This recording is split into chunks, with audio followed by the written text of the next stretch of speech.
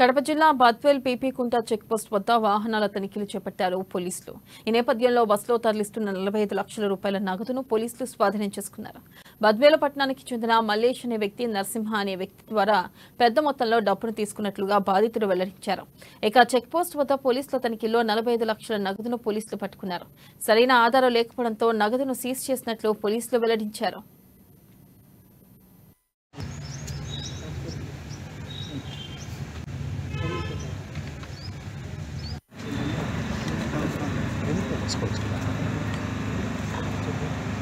Sir ఒక నిమిషం sir.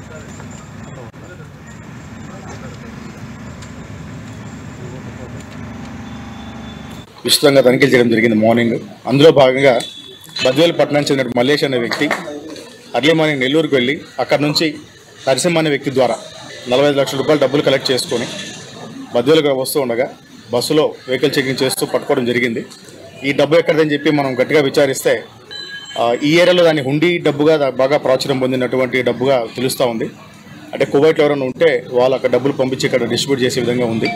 But ఇదంతా కూడా ఎటువంటి ట్యాక్సులు లేకోకుండా ట్యాక్స్ అన్ని ఎగ్గొట్టి డబ్బులు తీసుకోవడం జరుగుతుంది. కాబట్టి మనకు ఐటీ రూల్స్ ప్రకారం ఎలక్షన్ యొక్క ఎన్నికల విభాగం యొక్క ఇన్స్ట్రక్షన్స్ ప్రకారం 2 లక్షల రూపాయల కన్నా ఎక్కువ నగదు ఎవరైనా క్యారీ చేస్తే దాన్ని పట్టుకునేటువంటి అధికారం పోలీసు ద్వారా మాకు ఉంది. కాబట్టి ఈ రోజున అధికారులందరికీ కూడా మేము దాని గురించి వివరించి 45 లక్షల రూపాయల క్యాష్ ఈరోజు అతని దగ్గర నుంచి సీజ్ చేయడం జరిగింది.